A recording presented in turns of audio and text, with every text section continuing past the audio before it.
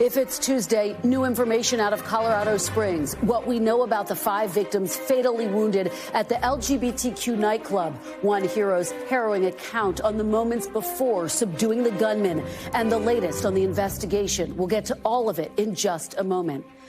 Plus, a dire winter warning in Ukraine. Bitter cold and dangerous blackouts put millions deeper into survival mode as Russia wages a relentless assault on the country's power grid. And deliberations begin in the first seditious conspiracy trial in at least a decade. Details on the far-right Oath Keepers at the center of the case and the investigation into the attack on the Capitol. All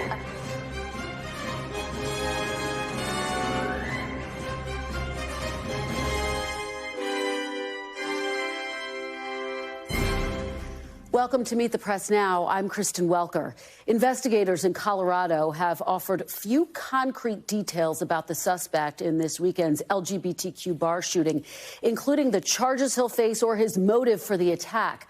But we are getting a clearer picture into the harrowing moments before, during, and after the gunman opened fire inside Club Q, and how this horrific tragedy could have potentially been significantly more deadly if not for the actions of a decorated Army vet named Richard Fierro. He was in the club celebrating a birthday with his wife, his daughter, and her friends when the gunman opened fire. He spoke to reporters outside his home about what happened next. Guy came in shooting, man. He came in shooting. He was shooting. I don't know what the hell he was shooting at. I grabbed him by the back of his little cheap-ass armor thing, and I pulled him down. The young man he was hiding there, had jumped up with me. I don't know if he helped pull him down or not. I have no idea. And then I started wailing on this dude, and I'm on top of him. I'm a big dude, man, and this guy was bigger.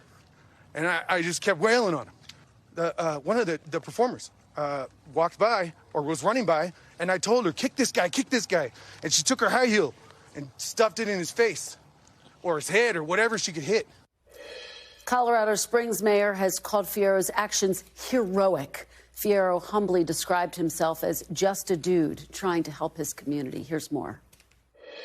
Listen, I'm not a hero. There's real heroes out there, right?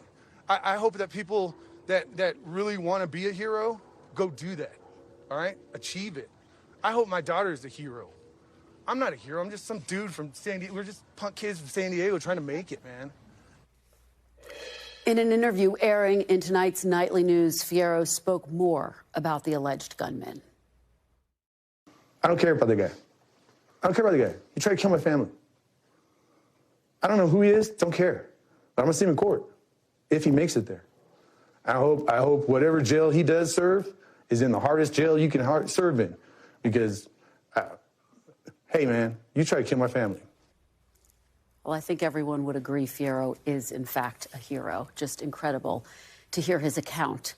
Colorado Springs police say the 22-year-old suspect, who's been arrested on suspicion of 5 counts of first-degree murder and 5 counts of bias-motivated or hate crimes, has just been released from the hospital where he'd been treated since the shooting and is now in custody.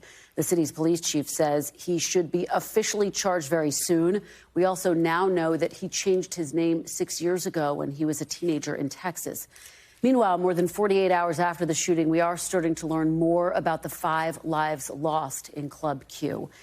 Daniel Aston, a transgender man who worked as a bartender at the club, he was just 28 years old. Derek Rump was also a bartender at Club Q. He was 38 years old. Kelly Loving was a transgender woman who, according to the New York Times, was visiting from Denver for the weekend. She was 40 years old. Ashley Paugh, who was not part of the LGBTQ community, leaves behind a husband and an 11-year-old daughter. She was 35 years old. And Raymond Green Vance, who was also not part of the LGBTQ community, was at the club with his high school sweetheart, Richard Fierro's daughter. Richard Fierro, that same hero. He was just 22 years old. NBC's Maura Barrett has been on the ground since this horrific news broke. She is live in Colorado Springs for us. So, Maura, I know you've been talking to the community there. You've been talking to investigators. What is the very latest on the investigation, and what new information do we have about the shooter? Well, Kristen, now that the suspect is in custody, out of the hospital, his injuries recovered enough that he could be taken in to police custody.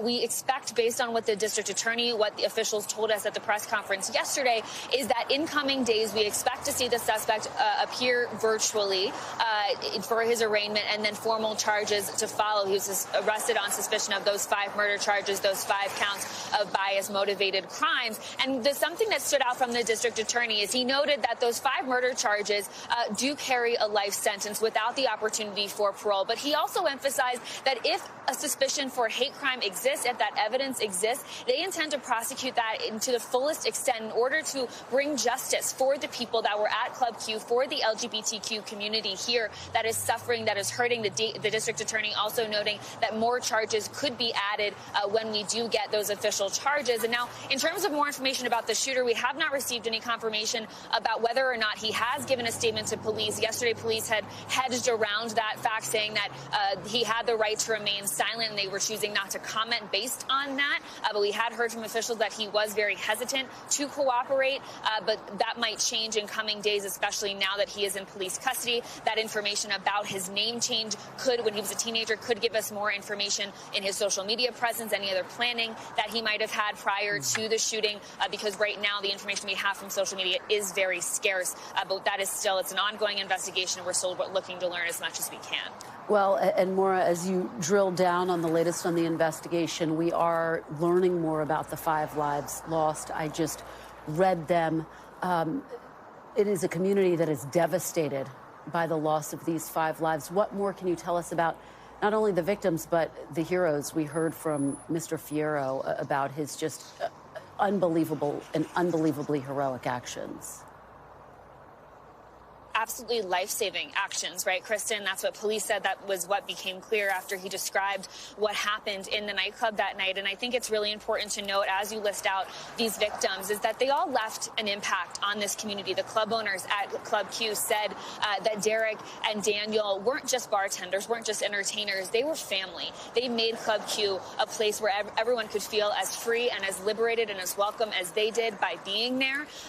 We know that Ashley Pa is a mother leaving behind her 11-year-old devastated daughter. But I think what's important to note is you had mentioned that some of them, the victims, are not part of the LGBTQ community. This is a place that was a safe space for those in the queer community, but it was also welcoming of others. And that's a point of frustration we've heard from people on the ground here, that there was any hate directed towards a community that is so welcoming, so open, so inclusive.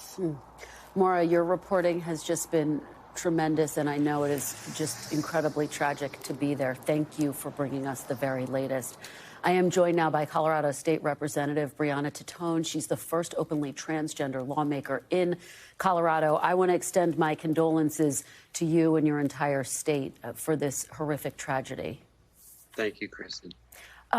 Can you just take us inside your head and your heart right now, and how you are coping now, a day or two after learning about these precious lives that have been lost and the community that's been shattered?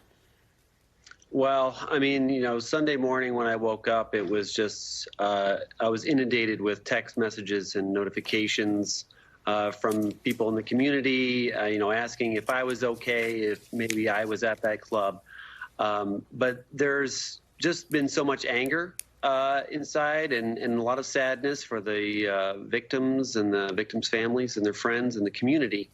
But, you know, I've had to put a lot of that aside to speak about this, and to really try to put those feelings and a lot of the observations that I've made into words to really try to make a difference here, because that's what we need to do, is try to get people to not say hateful things about this community. We just want to live our lives and enjoy our lives in peace and not have to look over our shoulders every day and think about what could be coming towards us. So I want to get to that point. What can actually be done? And just to put this into context, this is according to the Human Rights Campaign, which reports that 32 trans and gender nonconforming people have been killed in 2022 alone. Now, we gave these facts yesterday on the show as well, but we want to repeat them because they are so significant. And 300 anti-LGBTQ bills were introduced in state legislatures, 25 of which have actually passed. Have you personally seen an increase in anti-trans rhetoric, and what can you do about it? How do you see your role in trying to address this issue? Well, yeah, this has just been an increase year after year. We've seen more and more bills being introduced and more of these bills passing. And it's really causing a panic. A lot of people in these states that are having these laws passed, they're really scared for themselves. They feel like a refugee in their own state, in our country. They feel like a refugee. So we need to just address the people that are spreading these rumors and these tropes and the lies. And we need to call it out. Having people like myself to speak on these issues is important, because I don't think a lot of people knew who I was before. And it's important to know that there are people who look like me who are doing this work all over the country, are being elected and representing people. And we're just here to do this job like anyone else and to make our community a better place for everyone. And we just want to live our lives without fear of violence. Is there anything that you think can be done legislatively at the state and or federal level to try to better protect members of the LGBTQ community and the trans community particularly? At the federal level, definitely. There's a lot of patchwork going on right now from state to state. So depending on where you live, you have less rights or more rights. In Colorado, we're doing very well here. We have a lot of rights and a lot of protections. But when it comes to someone walking into a club and shooting it up, there's nothing that's going to stop that. We have laws against that. Can we do more to prevent it? Colorado has done a lot. We have an Office of Gun Violence Prevention. We're studying this to make sure we get the right solutions. We have a red flag law. We have a safe storage law. We have a lot of different gun protections, but, there's a lot of unanswered questions that we have right now about the perpetrator and what the motives were, and those past cases that we don't know a lot about. And that's really going to drive what we end up doing in our session to try to address some of these issues. But we want to be careful to make sure that we get it right. Yeah. But we do want to protect everyone as much as we can. I want to follow up with you on the red flag laws. We obviously don't know specifically how the shooter got the weapon yet at this time. And yet we do know that El Paso has been criticized for not really enforcing the red flag laws that are in place. Can Colorado do more at the state level to try to pressure El Paso County to better enforce red flag laws? What needs to happen around that issue? Well, when we passed the red flag law and jurisdictions like El Paso County said, we're not going to do that. That really set up a lot of questions for us as to, how do we get law enforcement agents to participate? And this is, if this case could have ended up with a red flag law taking away this person's firearms or preventing them from getting it, this is the worst case scenario that we could think about. And this is what we were trying to avoid. So we're going to have to go back to the drawing board and see if there's more things that we can do for these rare situations that does arise. And sometimes we need to open our eyes to these situations to understand what we haven't done. State Representative Brianna Titone, as you said, your voice is so important, and it is ever more so on a day and week like today. Thank you so much for bringing us your perspective. We really appreciate it. Thank you, Chris. This weekend's shooting is likely just one in a long list of acts of extremist violence. And to put this weekend's tragedy into context, I do want to bring in Cynthia Miller-Idriss, the founding director of American University's Polarization and Extremism Research Lab. Thank you so much, Cynthia, for joining me. I really appreciate it. Thank you for having me. I just want to get your reaction to the horrific shooting in Colorado, and I wonder how it impacts your current assessment of violent extremism in America. Well, unfortunately, I think this is really predictable in incredibly frustrating ways, right? We have been seeing not just the kind of moral panic that we just heard about, this language and legislation around that are anti-LGBTQ plus, but also, falsely using language like groomers. But we've specifically been seeing targeted attacks on drag performances and library bans, attempts to ban books that are related to the LGBTQ community. So there's been this sweeping moral panic that is broader and also connected to, in some cases, escalations like throwing rocks or smoke bombs. So I feel like this type of an attack was a kind of inevitable development coming out of the last year or so of rising violence. Last year was the deadliest year on record for the LGBTQ plus community. And, it's just a tragedy that we haven't been, even at the federal level, really taking this seriously in the ways that we need to. Well, and so I put the same question to you that I was just speaking with the state representative about. What can be done to address this? Because it's well documented. Our extremism reporter Ben Collins told us yesterday that he's seeing an increase in anti-LGBTQ rhetoric and transphobic rhetoric. What can be done to prevent this, particularly when there are so many more platforms where it can spread and fester? Yeah, it's so frustrating to see the rapid growth, the rapid spread, and to not see the attention. I mean, the category of extremist violence against gender or sexuality is considered other. That's the category within the U.S. Framework for this. We have categories for anarchism, for animal rights extremism, for separatist movements, for white supremacist extremism. But anything related to gender and sexuality just falls into an umbrella category of other. It's a complete dismissal of the seriousness of it. And that has real implications for who gets hired, what kinds of expertise, what staff lines are there in the Department of Justice or in the Department of Homeland Security. So I think, those classification systems really matter for whether Congress holds hearings, what types of interventions get funded as part of extremist prevention work.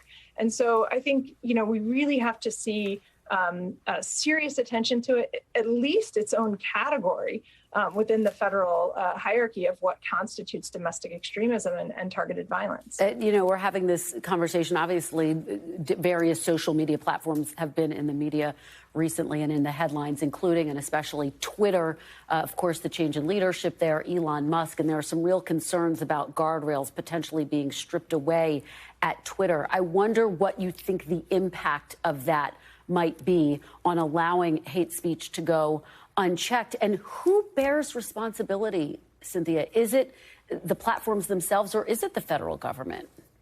It's all of our responsibility. It's also a cultural responsibility. I think on the one hand, the social media developments on Twitter specifically are very dangerous. I myself stepped away from Twitter publicly yesterday because of that specific decision on allowing anti-trans activists. I think it's dangerous in the wake of an attack like this for me to sit here analyzing it and then tweet about it on a platform that isn't acknowledging that. So, that's my own personal decision as a scholar and as a public figure. But I think when we see these kinds of things ignored in social media, but also in the government, it's very dangerous. What we have seen, though, and I want to, say something positive, the local police, for example, I think were very empathetic, used the pronouns correctly. We're also seeing, a wave of support and allies. We had, a hero who you just highlighted, who was just a father who happened to be there, not a member of the community, but an ally, who really was the savior here in the Harrow. And I think that when we see that also get normalized, it's really important. That's what I mean by a cultural change, where people also reject this and say, we won't stand for it. Yeah, a really, really important point. Cynthia Miller-Idriss, thank you so much for coming on and sharing your really critical insights today. Appreciate it. Coming up, one of Colorado's top government officials will join us for her reaction to today's developments, along with new safety concerns facing public officials and election officials just like her. Plus, we are on verdict watch, an update on the Oath Keepers' January 6th trial as a jury deliberates a federal case of seditious conspiracy charges for the first time in at least a decade. That's ahead. You're watching Meet the Press now.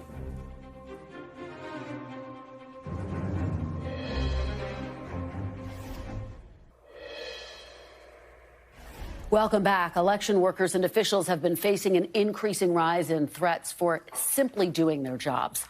We are now learning an election official in Arizona was moved to an undisclosed location for his own safety following social media threats related to the midterm elections. The Maricopa County Sheriff said he recommended the Republican chair of the Maricopa County Board of Supervisors go into hiding for a night with his family due to those threats. Maricopa, a key county in battleground Arizona, of course, has been at the center of many election denialism conspiracies since 2020. To discuss this now, I'm joined by Colorado's Secretary of State, Jena Griswold. Thank you so much, Secretary Griswold, for being here. I really appreciate it. Great to see you. Thank you for having me. We do want to get to election security in just a moment, but I do have to get your reaction to the horrific shooting that we've been talking about throughout the hour that took place in Colorado over the weekend. And I wonder, does this shooting follow a trend that you are seeing an increase in political extremist violence in this country? Yeah, I think that's exactly right. First off, just to say, it is heartbreaking. It is heartbreaking to see the LGBTQ community targeted yet again. It is heartbreaking for people just trying to enjoy their lives, enjoy an evening out, leave with this type of violence, and many lose their lives. So it's something that we have to stand up to. And you're exactly right. We are seeing politicians use extremist targeted language towards the LGBTQ community, which has led to real violence. And to your point, the same violent rhetoric has been used against election workers. So you get to a point where these politicians need to recognize that their words incite violence.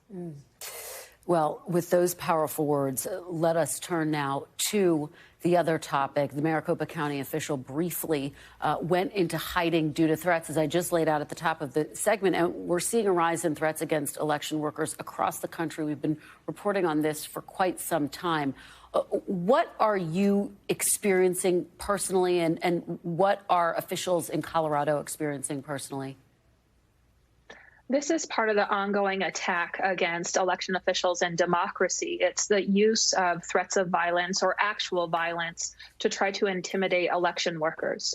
And to some extent, it has been effective. 1 out of 6 election workers say that they have been threatened directly. 1/3 of election workers across the country have had to quit, citing the violent rhetoric, that they're scared. And then extremists are recruiting into these positions. For my part, I've received hundreds and hundreds of death threats and other violent threats. And states need to act very quickly. For secretaries of state in battleground states, we need full-time security details, much like a governor has. States also have to tighten their laws. In Colorado, I just led a law this year that makes it illegal to dox or retaliate against any election worker in our state. Wow. How do you deal with those threats? And what is the line between getting hundreds of death threats and actually needing to go into hiding for a night, as we're reporting on this Maricopa County official?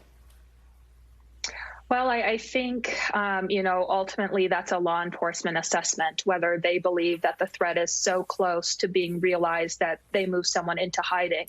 And to be very clear, my heart goes out to the gentleman in Arizona also, who has stood up to election deniers in his party, doing his patriotic duty as an American citizen to push out the truth and ensure that every voter has their voice heard. But, what's a little daunting is that you just don't know what is going to actually realize itself into actual violence. And we have this atmosphere of extremism in this country that needs to be stopped immediately. And we also just have to recognize that this is where we are when it comes to election workers. We anticipate it getting worse. And states need to realize that this is happening to their citizens and take action now. Well, big picture here, according to our NBC political unit, roughly 170 Republican candidates who questioned the 2020 election results went on to win the midterms for governor, Congress, or for Secretary of State. And I wonder what you can do, and other secretaries of state across the country can do between now and 2024 to instill confidence in the election results, the presidential election results that will be coming in 2024. We did see some election deniers win across the country, but I think the overall message from the midterm elections is that election denialism is a losing strategy.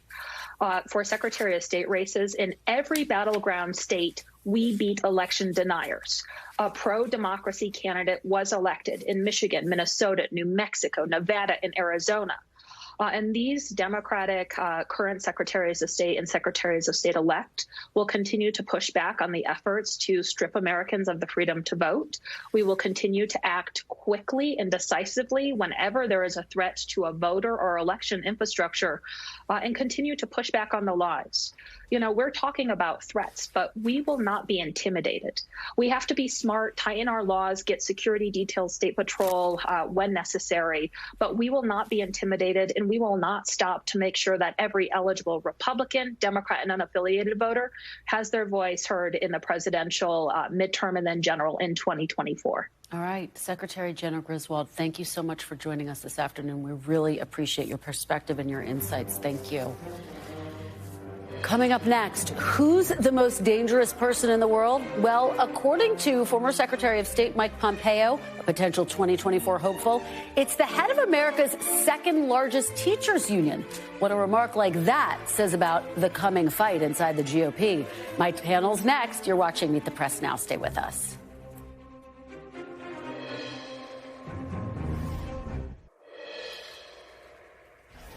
Welcome back. The shooting at Club Q in Colorado Springs has revived calls for additional gun reform legislation, even as the path to passage at the federal level is murky at best.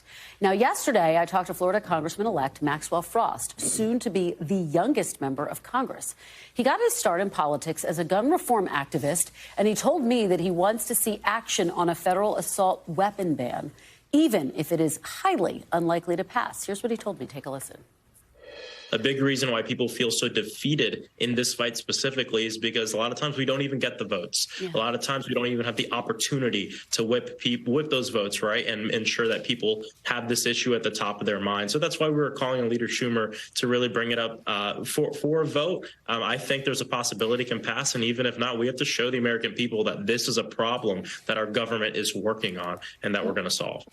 Joining me now on set is my NBC News colleague, Yamiche Alcindor, Faz Shakir, senior advisor to Vermont Senator Bernie Sanders, and Republican strategist Jim Dornan. Thanks to all of you for being here. Yamiche, I have to start with you on this and just the politics.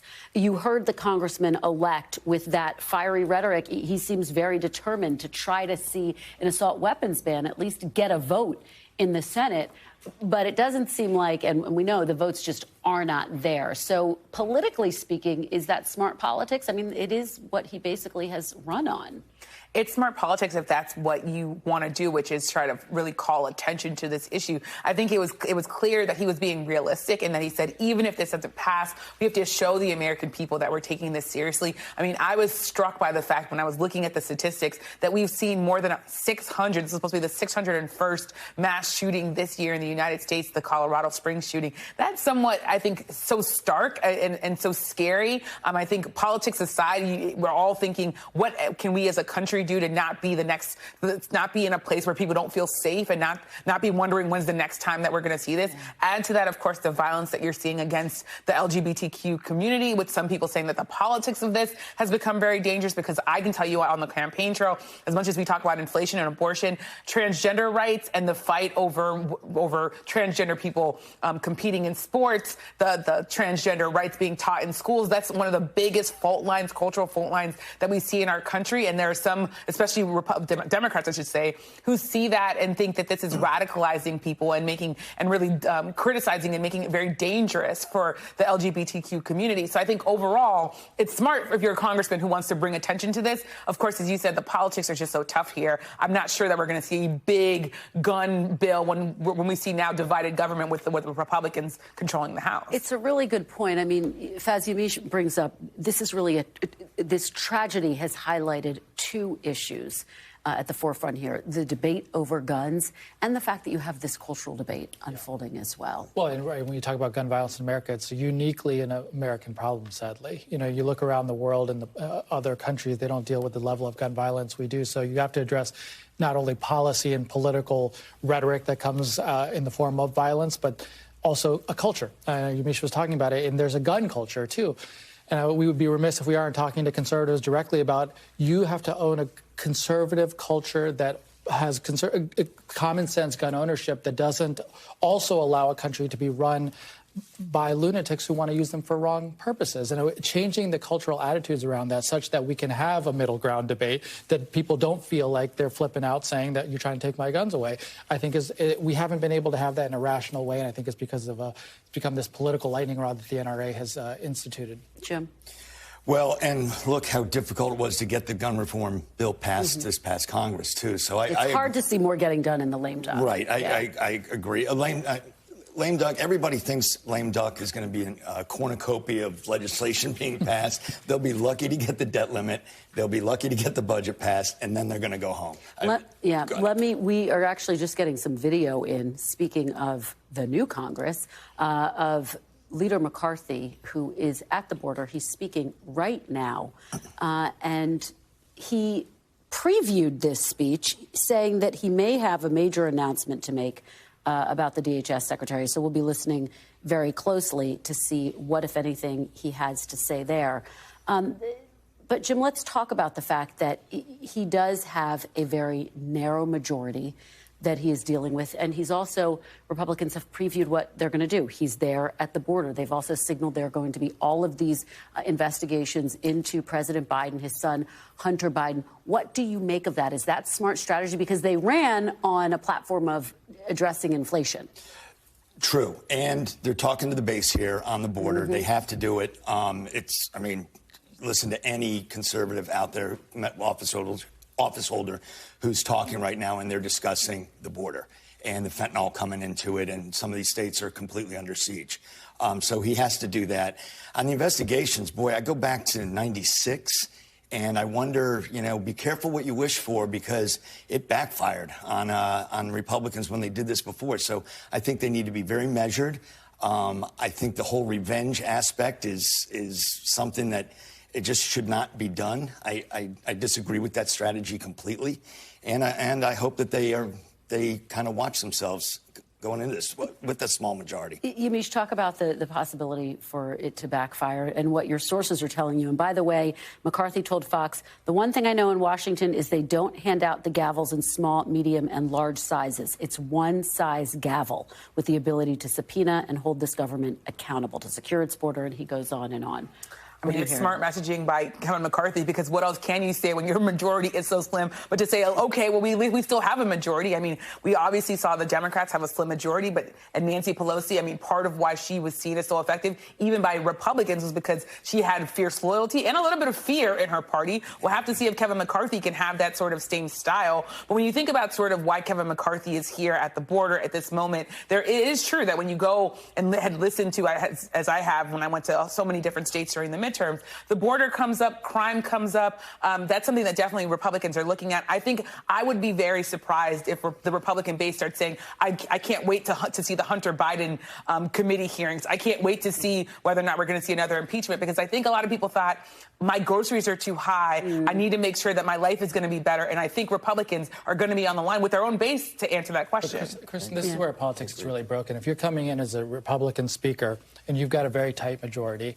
you actually have the votes to run an immigration agenda. If that's what you think people are telling you, you actually have the ability to do it, because you could say, I want to have votes in the House on some fashion of immigration policy combined with border policy. I bet you could actually pass something if you fashioned it in a way that tried to appeal to Democrats. But there's no part of his brain that is even thinking that way. All he's thinking is, I want to rake, some Department of Homeland Secretary over the coals. I want to attack Joe Biden.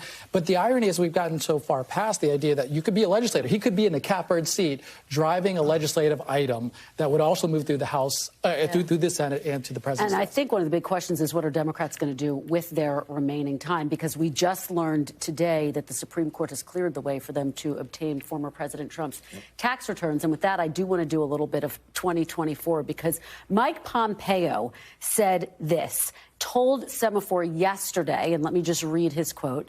He says, I get asked, who's the most dangerous person in the world? Is it Chairman Kim? Is it Xi Jinping? The most dangerous person in the world is Randy Weingarten. It's not a close call if you ask who's the most likely to take this republic down. It would be the teachers union and the filth that they're teaching our kids and the fact that they don't know math and reading or writing. Jim Pompeo clearly has his eye on a possible run at 2024. What is this type of heated rhetoric, engaging in the culture wars, which we started this conversation talking about, tell you that he's having this conversation? Randy Weingarten? I hear you. The deep breath, my goodness. He's clearly pandering to the Trump base, and I get that. I wish he wouldn't. I think that as a party, that we can go back to economic issues and where we used to be without bringing the cultural issues up 24/7. But it does fire up that 25% of the base, and you know those guys are going to go out and vote for you if you get them on your side with that. So I'm not proud of it as a Republican. Well, it's part of how Glenn Youngkin won the governorship in Virginia, the culture wars. It's certainly that. And education and parenting is such a lightning rod issue. I spent midterm day, election day in Grosse Pointe, Michigan. The loudest thing that people were yelling about for the entire day at the polling station, the school board. This is something that is animating people. This is something that people are very worried about what kids are learning, whether it's race, whether it's transgender rights, whether it's just the history of slavery and the consequences that we're all still living with. There are a lot of parents, and I should say COVID lockdown, sort of the residual anger from that. Yeah. It's definitely an issue that I think Republicans are definitely tapping into and see as a right and lightning wrong issue. All right, great conversation, you guys. Thank you so much, Yamiche, Faz, and Jim. Appreciate it. We want to turn now to some news on student loan debt out of the White House. In a video posted to social media, President Biden announced the Department of Education is extending the COVID-era pause in student loan debt payments through the end of June. Now, this comes as the Supreme Court is considering the legality of his executive order that would forgive thousands of dollars of debt for millions of loan holders. We'll continue to watch that story. After the break, fighting to survive, a new warning from the World Health Organization on the life-threatening winter conditions facing millions in Ukraine as Russia targets the country's energy grid. We have a live report from Kyiv. That's next. You're watching Meet the Press now.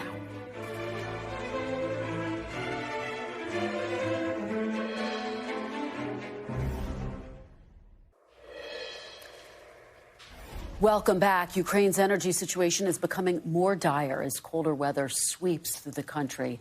The World Health Organization is issuing a stark new warning today, saying this winter will be life-threatening for millions of people in Ukraine. According to the WHO, average temperatures in Ukraine are around 27 degrees Fahrenheit, and parts of the country are expected to reach -4 degrees Fahrenheit in the coming months. During a meeting with senior military commanders and government officials, President Zelensky said protecting energy facilities is a key priority. Despite this, the CEO of Ukraine's national energy company remains worried about their ability to meet consumer demands, calling the damage by Russian strikes to the country's power grid, quote, colossal. NBC News correspondent Ellison Barber is on the ground in Kyiv. Ellison, thank you so much for joining us. So let me just get right to it. How are people coping with these frigid temperatures and the lack of electricity in these cold months, and obviously the fear hanging over them that this war is stretching into yet another month, the 10th month?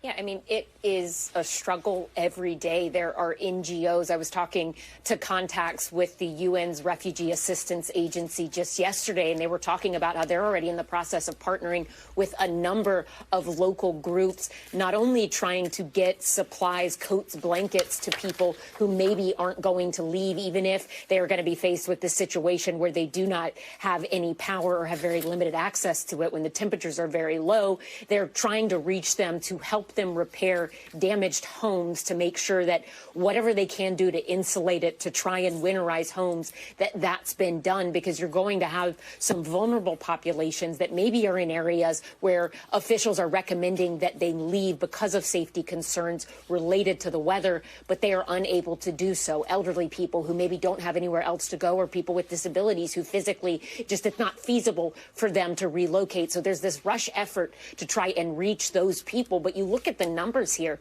and this is not just affecting some people. It's not just affecting people near the front lines. This is all across Ukraine.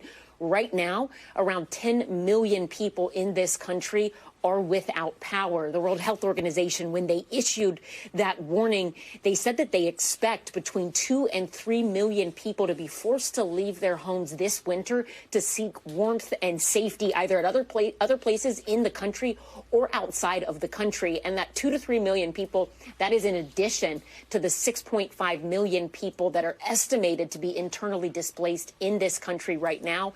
The damage to energy infrastructure, I mean, you touched on it, Kristen. It's not just minor, it's catastrophic. And there was a heavy missile strike on November 15th that really took out a lot of key elements of energy infrastructure. And one Ukrainian energy official is warning residents to prepare for these blackouts to continue at least until the end of March. Kristen?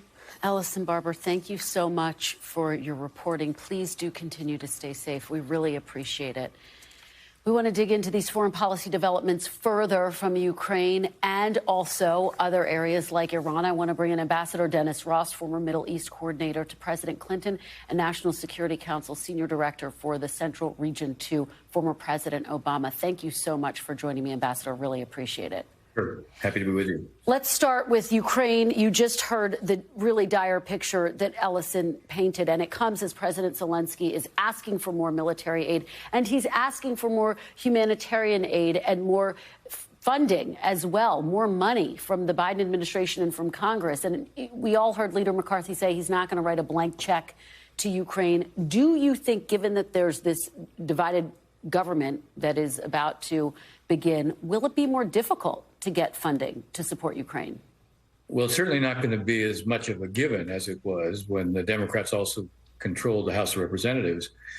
The Speaker, soon-to-be Speaker McCarthy, is going to have to contend with part of his own base, which is much more of the American first orientation, who are much less willing to be supportive of the Ukrainians. That said, you have in the Senate, I think, a pretty strong majority, because you also have the minority leader, Mitch McConnell, who is a very strong supporter of the aid. So between Schumer and Mitch McConnell, the Senate won't be a problem. Ultimately, because the Republican majority in the House is so slender, you'll have enough Republicans who will join Democrats that I think you'll be able to sustain this without a great deal of difficulty. It's just not going to be as easy as it was before. Still, I think the reality of what the Russians are doing here, Putin's strategy is basically to try to deny the Ukrainian public electricity, heat, water, to make life unlivable. And the more that he continues to target things that have no military relevance, the more I think you'll find it easier to sustain political support here for the Ukrainians. Well, that is a very important point, because you're right. Again, the picture and the images and the suffering is just dire. I want to ask you about a potential off-ramp here. The war, as we just talked about, entering its 10th month, which is so hard to believe. And last week, General Milley said that the winter could actually provide what he sees as a potential window for a diplomatic solution. I wonder if you agree with him. Is this a moment where both sides could potentially come back to the negotiating table, particularly now that you do have Ukraine with these really significant military advances on the ground? You know, as a longtime mediator, I can tell you, you don't need to have positive agreement to be able to mediate, but you do need to have agreement on what I call the negative side of things, meaning both sides have to feel that the cost of the war is too high. If both sides feel the cost of the war is too high, then you have a basis on which to mediate. The problem right now is I don't think that either side is there. In Putin's case, he still thinks he can succeed by making life so horrible for the Ukrainian public that they will press the leadership to want to negotiate something to end this, and that by raising the cost of energy in Europe and potentially having Europeans live in a sense with less heat as well, that the Europeans will press the Ukrainians, hoping the Republicans here will do likewise. All that leads him to think that he may be able to yet achieve some kind of material gains on the ground. Now, Zelensky obviously is dealing with a public that has shown itself to be remarkably resilient, and they become more angry with Russia, with what Russia is doing, not less so.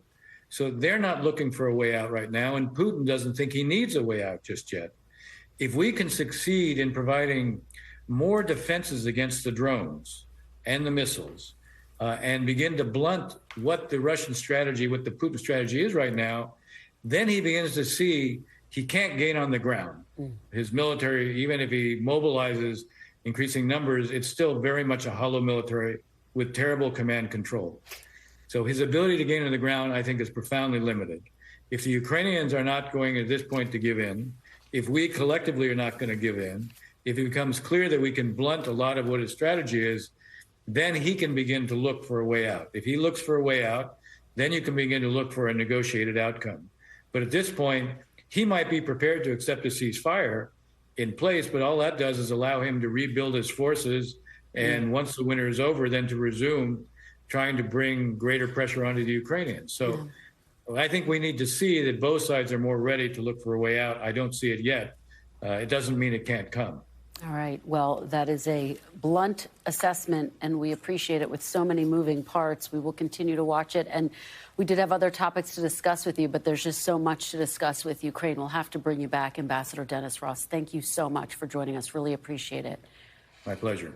And before we go to break, we are excited to celebrate 75 years of Meet the Press with highlights and clips from the archives all month long, which you can explore online by visiting our special interactive. Just scan the QR code on your screen right now.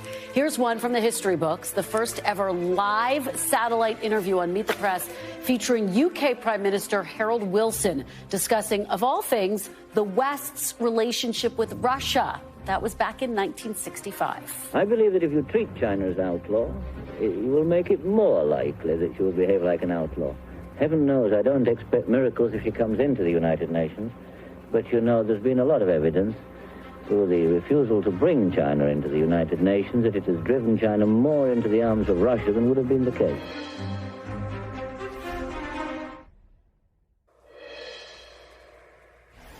Welcome back. After more than 30 days at trial, the federal case against 5 members of the far-right Oath Keepers is officially in the hands of the jury. Joining me now is Justice reporter Ryan Riley, who has been following this trial very closely for us. So we are now officially on verdict watch. Ryan, good to see you. Thanks for being here. So how soon could we hear from the jury? How soon could we actually get a verdict here? Well, they only have about 5 more minutes left for today, and this is their first full day of deliberation. So I'd expect more likely we'd probably be looking at a verdict maybe mid next week, end of the week after. There's just a lot of evidence for them to have to review. Like you said, this is more than a 30-day trial involving 5 defendants and a lot of really complicated issues with seditious conspiracy charges. So I think they're going to need a little bit of time to mull that all over, even if they think that the government put on a really strong case here, because there's just a lot of charges for them to go through. Yeah, absolutely. A lot to go through indeed. Let's talk a little bit about the defendants here. We're talking about 5 people, and a lot of people have heard of Stuart Rhodes. Right. Of course, he's the head of the Oath Keepers, but talk us through some of the other people, maybe lesser known, who are standing trial. That's right. So there's a Florida man, Kelly Meggs. There was Kenneth Harrelson, also another Florida man, and Thomas Caldwell from Virginia. The testimony I found the most compelling was from Jessica Watkins, and she's one of 3 defendants who took the stand during the trial. But unlike the other 2 who took the stand, which were Rhodes and this other individual, Thomas Caldwell, she was more apologetic. She was actually taking credibility or taking responsibility for what she did that day, and in fact just admitted to one of the charges on the stand that, yes, she was part of this group of individuals inside the U.S. Capitol that were pushing up against police. And she said, she confessed to that, right? So she said, and her lawyer at the very end said that, the jury could go ahead and find her guilty of that. But she was insistent that she wasn't part of this pre-planned conspiracy, of the seditious conspiracy to storm the U.S. Capitol, and this was just sort of a spur-of-the-moment type thing. She also went through some of her history. She's a trans woman, and she was in the U.S. military and was actually actually was left after she was outed because her roommate found her on some sort of trans forum. So she actually went AWOL for a while, and this is her joining the Oath Keepers. She said was her way of sort of doing something to substitute for that loss of her job in the military. Well, I know you will keep a close eye on Verdict Watch. In the meantime, there's breaking news out of Michigan. A suspect arrested after threatening FBI Director Chris Wray. What can you tell us? That's right. So this originated, the individual is Neil Walter, and this originated when a congressman's office contacted the U.S. Capitol Police, who looks into the Threats Assessment Center, essentially. They eventually sent someone out to this individual's home, and when police showed up there, he actually had a gun in his hand. Now he actually, and subsequently after that, they talked to some of his family members who talked about his some mental health concerns that they had for him. He had previously been committed, and then also went on the FBI's Facebook page and made threats against the FBI director. So there's two threats there that this case centers around, both threats against the FBI director and against a sitting member of Congress. And of course, against the backdrop of an increase of those types of threats against elected officials. Ryan Riley, thank you so much for all of the great information, and thank you for being with us this hour. Thanks for watching our YouTube channel. Follow today's top stories and breaking news by downloading the NBC News app.